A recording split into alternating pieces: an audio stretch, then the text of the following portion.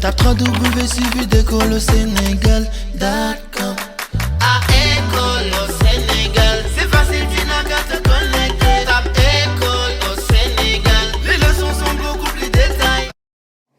Good morning. This is Teacher Raisa again for you this morning on English. And as we round up for the year, we're going to be looking at certain things. And this morning we want to talk about a house and a home. Oftentimes we hear people say, oh, I'm going home, or I'm going to my house. And so is there really a difference between them, or you can interuse them? Well, yes, there is a difference in the definition, even though underneath, the underlining of it kind of still means the same, but there is actually a difference between a house and a home. Okay, we all know that it's a place where we rest our head, it's a place of comfort, it's a place that you consider safe, and we know that a home, what does it comprise of? We know that a home has a bedroom, has a kitchen, has a bathroom or a shower room, has a living room, a dining room. Those are all characteristics of a home that we will be looking at, okay? But in a larger perspective, in a larger scope, what is the difference between a house and a home? It's simple. A house is a structure. Okay, a house is a building which you actually own. Okay, it is yours, it's your property in your own space, in your own land. That is what is called a house. That's the only difference between a house and a home. It's just that one is being owned, which is a house, whereas a home could be anywhere that you make it comfortable. It could be a mobile home, it could be an apartment, it could be a condo, it could be whatever it is, but it is a place that you are renting. Okay, home is just something that is not your own, that you have not owned it, it's not your property. You know, it's not in your name officially, like it's your space, it's your land, but it's still, that is why it is called a home.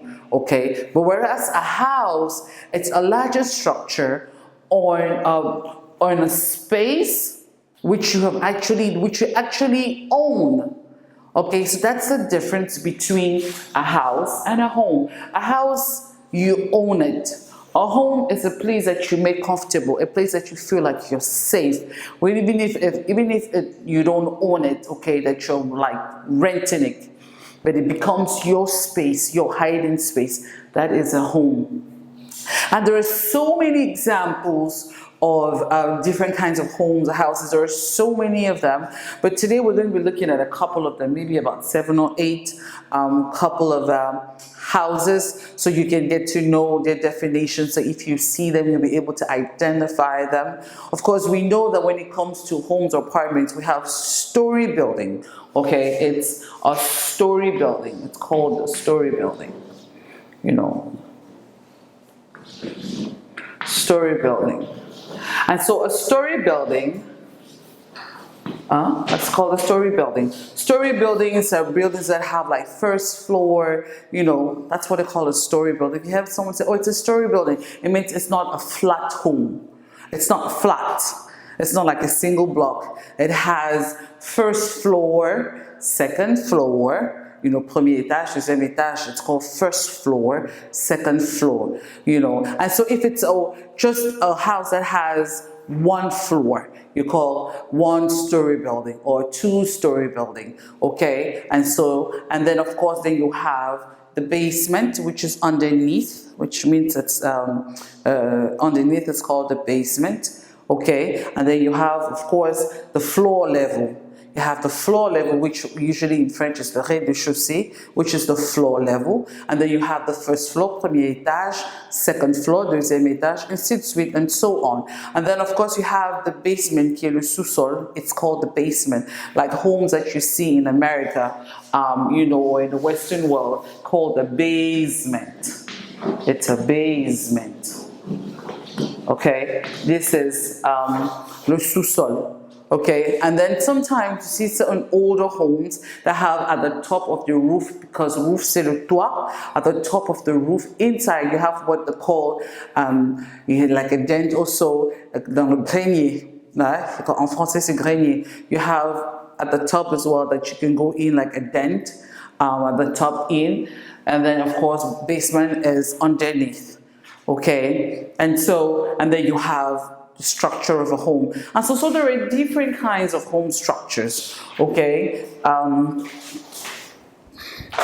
there are different kinds of home structures. I just want to wipe this off while it dries off. There are different kinds of home structures that we will be looking at, a couple of them, so you can get to know your definitions, so that when you see them, you should be able to identify them. Of course, we know things like castle. You know the castle where the princess lives, where the Queen of England lives. You have the Castle of Windsor, the castle. Those are different. You have what are called mansions. Mansions are large homes, which are immense, that are just huge, And then you have tiny homes, which are just small homes that have a particular square foot meter. Okay, from 400, actually it's from 400 to 600. Square foot meters. That's like tiny homes that are pretty small. They're pretty small. And then, of course, we know, like I said, the castles, and then we have, of course, and then we have what we call a ranch, where most people, like the cowboys or so, like for example in Texas, that they own like large hectares of land, and then they build particular kinds of homes that they call ranches. And then we have, like in Africa, and in some of the villages, we have what they call a hut. It's a hut, H-U-T, a hut. A hut are like small homes that are often built out of either grass or mud. Okay, they're really small kind of, homes. They're tiny, and they're built out of grasses that are dry grasses, and they just put them in and just, pile them up, their huts, or made out of mud as well. And of course,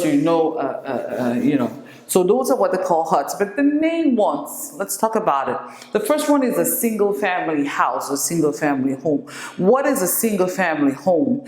It tells you single. It means that it's a building, it's a residential structure, it's a living unit which is on its own space without having to share walls. It doesn't share a wall. It's just there on its own. That's a single family house. It has no neighbor. It doesn't share a wall with a neighbor like you see like in apartments or so. That's a single family unit house. Okay, that is what they call a single family unit house. So it's a house which is on its own space, that does not share anything around it. It doesn't share wall. It doesn't share wall with anybody. Okay, and then you have a semi-detached. Semi-detached tells you it's really the opposite of a family. Semi-detached, it's in the sense that it shares, it's a family house as well, but it shares just one wall. Okay, not on both sides. It doesn't have neighbors on both sides. It just has a neighbor on one side of it. That's a semi-detached home. Okay, and it's a family house that has its own entrance, its own kitchen, its own bathroom, and other amenities and all. But the only difference is it shares a side of it. And it's owned, it's self-owned. Okay, and then multi-family, a multi-family house. It's almost like the same idea as a single family. A multi-family house, what is it? It's like, and sometimes you go to like residential areas, when you go, for example, in the Western world, you have a huge amount of space, amount of land, and people just build homes. So it's a huge residential area that has different homes. Different homes, but it's in the same residential area. That is what is a multi-family house. A multi-family house means it's in the same residential space, same residential ground or so, but there are different homes in it. And then a condo, it's a short form for condominium. A condo is a short form for condominium. Condominium, think about it like if it was an apartment, because I know that a lot of people are used to apartments. Oftentimes they'll start having an apartment. It's a bigger version of an apartment. A condo is an apartment, or a grand unit, but the only difference is it's owned by you. You bought it. So it's your house. Remember we talked about the definition of a house and a home. And so a condominium is actually a house, but that looks like an apartment. But you have your own entrance, you have your own kitchen and all that, but it's yours. And then you can have even neighbors, but it's yours, you bought it. So you're not leasing out or anything, but it's already sold, okay? It's already paid off. The mortgage is already paid off, so it's actually yours. It belongs to you. That's a condo. So it's like, and it looks like an apartment, but it's bought already, you know. And then mobile home, it tells you what? Mobile means someone that is active already. That's mobile. You're not, you know, on one particular spot. And so already it tells you that it's a home which is always on wheels. It's like a home literally on wheels. Wheels, c'est des pneus. The homes on wheels, which they can go from one spot to another. They could be in a spot longer than another place. Those are mobile homes, especially people that want to travel or that love traveling around and they don't want to be locked down or, you know, because of the rules of owning a home or things like that. So they get like mobile trucks or mobile homes, like homes on trucks, and they drive around the country, drive around the world, but in your own home. Okay, so that's a mobile home. And then an apartment. An apartment are single units that share neighbors.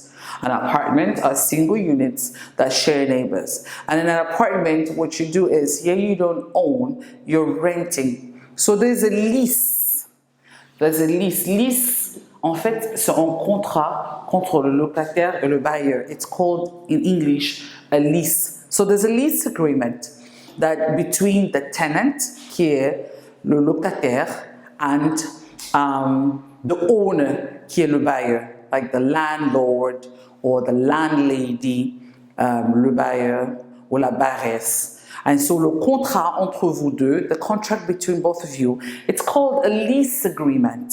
And so that is an apartment. So it's your own space, you have your own, you know, it could be in a whole block that has different living units, and you have your own entrance. And sometimes you can even have some apartments that you share. You have a common kitchen, a common living room, and even a bathroom sometimes in some cases. But the only difference is in this particular case, you have to pay rent. It is not really entirely yours, like you've paid it off by a mortgage, okay? Even though it's your home, but it's not your house, you know what I mean? And so that is, and then you have what they call a town home. A town home, you know, a town home. It's it looks like an apartment, but it looks like an apartment, but there are just single units. There are single apartments which you own. So that's a town home. So that's what it is. So it has, and then of course, a town home, you also have neighbors. You know, you have neighbors on both sides. Unlike a semi-detached, which is just on one side, with a town home, you have on both sides. So these are the different kinds of homes that you should know about. Okay, it's important that you know about it. But in Africa, what are some of the homes that you would see around in Africa? I think here in Africa, depending on where you are, we see sometimes condos. A lot of condominiums here, you know, that look like apartments, but they're being bought out, you know, that they go through mortgage, they pay, you know, rent to own, you know, kind of. Sometimes it will have a lot of apartments, and sometimes we could also see even single homes sometimes, or we can see townhomes that have, you know, people that share walls on both sides. You build your house, but there's a neighbor that shares a wall on your left, a neighbor that shares a wall on your right and your left. Those are townhomes or townhouses. It just depends on your contract. It's a town home, it means you're probably renting. If it's a townhouse, you probably already bought it off the owner, okay? W suivi d'école au Sénégal,